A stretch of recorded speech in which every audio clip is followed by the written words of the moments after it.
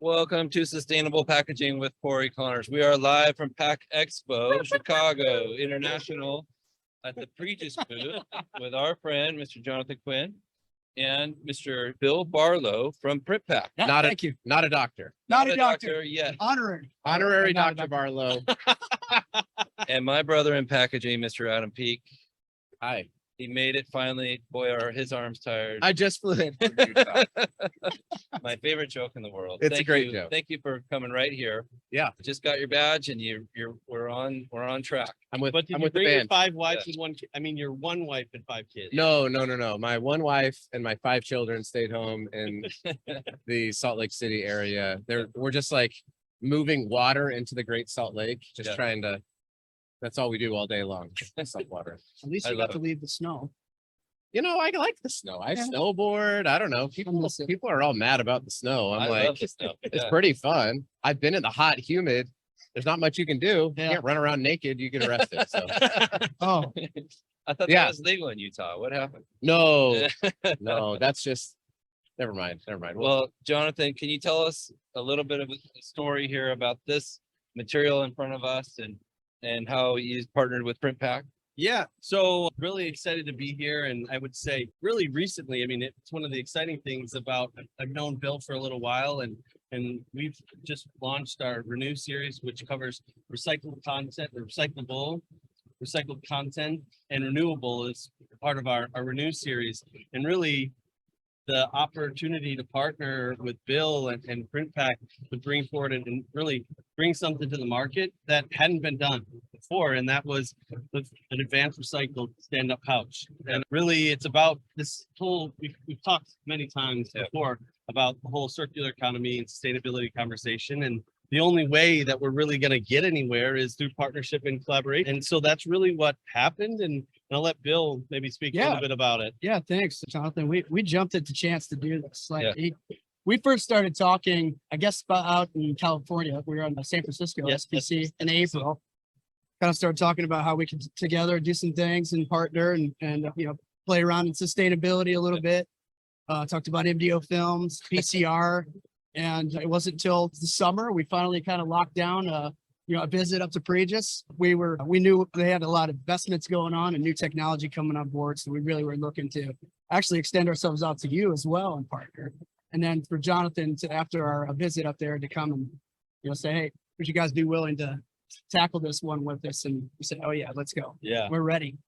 And that's the exciting part about partnership is when you have a partner that doesn't take any convincing. It's Right. like, we're in this and we're all in this for the same thing. And we really want to advance that circular economy. It's the right fit. Yeah, Yep. it makes so much sense. And I mean, I wish that I could have bottled up all the energy from that last call, that when we finally said, all right, we've got it done. We've got them printed. We've got them landed. We got pouches. Like, let's go with the press release. Yeah. The energy between Pregis and PrintPack, it's like, that will be a moment that I'll remember for the rest of my life, because it was like, we did this and we did it in basically 30 days. We pulled this all together in 30 days. Like, that is the epitome of partnership. Yeah, the original plan was just to have it ready for PACK EXPO.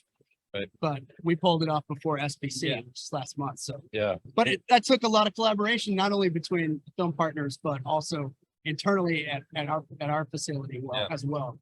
We had to get marketing to make graphics, Yeah. get press time scheduled, Yep. get raw materials in, put a bill of materials together, get Pregis set up as a supplier. There's so many things that you just don't get to see. Right. And that's what was so impressive about it. multiple layers? There's multiple layers. It's a multiple layer There's process. multiple layers. See what I did there? Multiple layers. No pun intended. Oh. Where's that drum roll? Oh, hey, so I've got a question. Like, I'm literally coming right into this conversation. Okay, so first I have 2 questions. First of all, what does MDO stand for? Yes. I've heard it used a lot. Machine direction orientation. Machine direction orientation. Correct. Which, is there a reason for machine? Like, why I've never understood that. Like, I'll let You want to take? no, I'll let you take it. So in the machine direction is the way that the film is running. So you're orienting in the way that the film is running.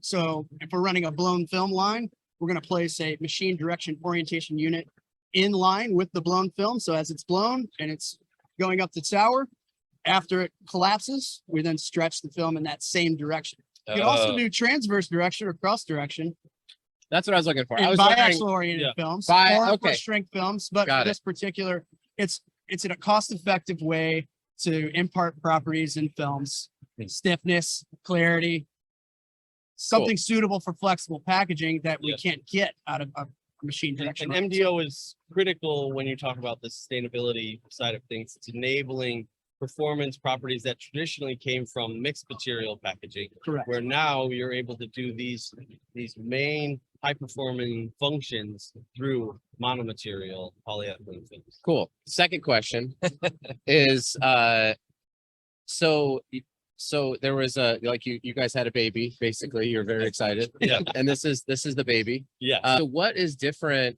about this? Say, I remember there was a few years back at like the SPC when I think it was somebody came out with a store drop off. It was Kellogg's or somebody like that came out Yeah, with bare naked, right? Yeah. bare naked. Yeah. Naked. So what's the maybe like So- like Michael Scott, like explain this to me like I'm a fifth grader. Like what would be the difference between the two, if there is any? So the big difference here is the fact that we're using advanced recycled. So there's 30% advanced recycled content in this film.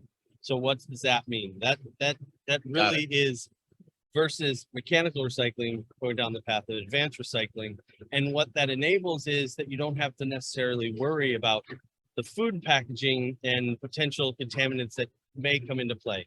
So you have taken the polymer back to the monomer state and then cracked it and I don't know a lot of fifth graders who know what polymer and monomer is, but yeah, I get, so you basically took PCR, which has been in flexible packaging for a little bit, and then recycle ready, which has been, and then you married them together.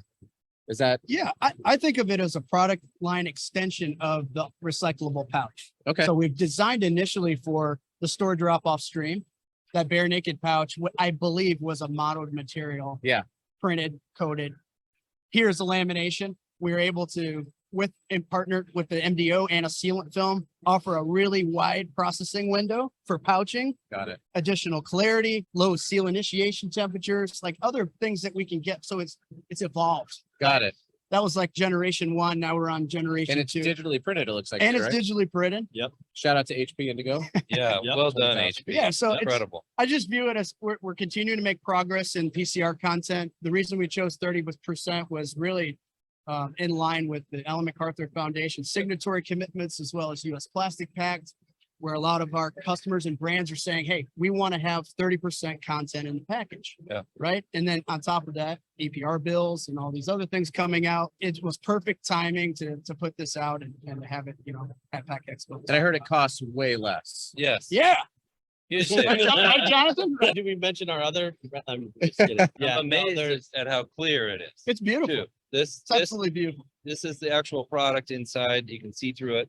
And Yeah. it's incredibly clear for a recycled content and on both sides, which is brilliant. But whoever designed this, well done. Good job. Well done. that I joked a little bit about, cost, because that comes up obviously a Yeah. lot, but you have to imagine with EPR and, potential fines coming out, it's like, yeah, at the end of the day, you're gonna pay you're for it. gonna have to You're gonna pay pay for for it. something, so Yep. you may as well pay for the 30% PCR store side curb, recycle ready stuff. Yep. Because you're either gonna do that or you're gonna pay for not that, and then Right. you're gonna have to pay EPR taxes, so. Yeah. You're gonna get hit no matter what you do, and better to be doing something in a positive way, making Right. sure that you're having and helping to progress the circular economy, because it's all about scalability. It's all about, the more materials that we are recycling, the lower the cost is. So the more movement there is towards recycling, the more positive momentum we're gonna build, and Yeah. it's gonna help us in the long run. These salmon treats look savory. Are Oh, yeah. these not for humans though, right? Not for human consumption. I- But we do have some granola and we do have some fruit. I'd be willing to try it, but not on this podcast. What are these? That would be the Uh, first time Those anybody's are thrown up on the show. mango, Dried mango. These are mangoes? Yeah. I don't know if you know this, but I go by the packaging pastor on TikTok, and I believe that mangoes will be in heaven. Yes. Just in case you're wondering, Well, if you want some mangoes, Huge fan. Huge fan. these are edible. they are. The Pregis yeah. booth, Oh, yeah. heaven on earth. But one thing I was gonna add, too, is one advantage of I'll eat it. advanced recycled resin or, certified circular resin, it gives us a lot of flexibility in resin type that we can use, right? And to engineer this to be as close to conventional packaging as well, we're gonna have a lot more flexibility, no pun intended there, with advanced recycled resins and what we can use and choose for the package. And I think that the potential to get to a 90+% Yep. content package is real with real. this. It's And the real. flexible packaging market Incredible. needs this technology in order to complement mechanical recycling to get those high levels of content. You're Yes. saying we could get to 90% post-consumer recycled material in flexible film. Absolutely. Food, With food advanced grade. recycling. Yes. Yeah, with Incredible. advanced recycling, because it's Awesome. the same thing as virgin material. In Uh, 30 days. Less. Let's go. We did it once. We could Do do it it once, again. we do it again. Go. 26 days Yeah. before Thanksgiving. Pressure's on. Yes. Pressure's Yeah. on. Yes. Other than For Thanksgiving. pouches, anything that you can use this for? Potentially, that same structure could be used as what? Flow wrap, It could be horizontal used form in- fill, Yeah, That'd it be could be great. lay flat, it sachets, could lay be flat used bags. in any of those. Yeah. That's And excellent. really enable those performance and not having to compromise performance of the film, but also not have to compromise from a product standpoint, from a filling standpoint. I mean, a number of things, it's the same, virtually performs identical. In order to get the how to recycle logo, are they still requiring for the product that goes inside, like to do a full test? Cause I know there was a minute there where like Trex was like, okay, hold up, we're getting stuff with like food still in it. Yeah. And so we need to make sure that not just the material can go Yeah. through the Yeah, recycling and- guidelines, but also. And that's been probably the evolution that we've been going through as an industry, is really making sure that when something's labeled as recyclable, it's actually can be recycled. And also the full process and the full scope of what that product's gonna come in contact has to be visible, and it has to be a part of that whole approval process. So that's, I think, one of the things that right now is the concern, is that there isn't store drop off for the majority of food products, and we've got to find a way, and we've got to create opportunities. And there's a lot of small pilot programs that are kind of just getting going as far as enabling curbside recycling in communities. Yep. And we're going to see 6 major cities inside the US that are Wow. going to be making this push, but it's got to start, and we've got to have the packaging ready to go. So Right. we're not waiting for them to have collection before we have the product. Makes sense. Yeah. We've got to be working in tandem. Fantastic. Yeah, so driving to the curbside, do we feel like there's an opportunity to increase mechanical recycling or actually increase the feedstock going into the advanced recycling process? What do you think, Jonathan? Would be more, I think we have opportunity for both. And I think really on the advanced side is really, how does that help to elevate? Because the more of an infeed of material that we have, the more people that we have that can actually produce advanced recycled material, that is the advanced recycled credit, that price is going to come down, and the economics are going to come down. And also, when you think about the price of L&O food grade PCR as compared to advanced recycled, that market dynamic is closing, and that gap is closing. So I would say that is, I think, one of the key things that we have to be looking out for and paying attention to. if we can drive to curbside collection for polyethylene based pouches or even polyolefin based Mhm. pouches, that even opens the door up further for us in flexible packaging, right? To not only design for feeding the advanced recycling stream post consumer, but also lets us even engineer that even more so for barrier performance and other characteristics that we just can't get everything with Yep. a all PE pouch, right? There's trade-offs. Yep. And that's one thing we talk about with our brands and our customers, is if we want to go into this, we've got to make some trade-offs, and some of those may be cost, some of those may Right. be performance. So it's a everyday conversation we have with our major brands.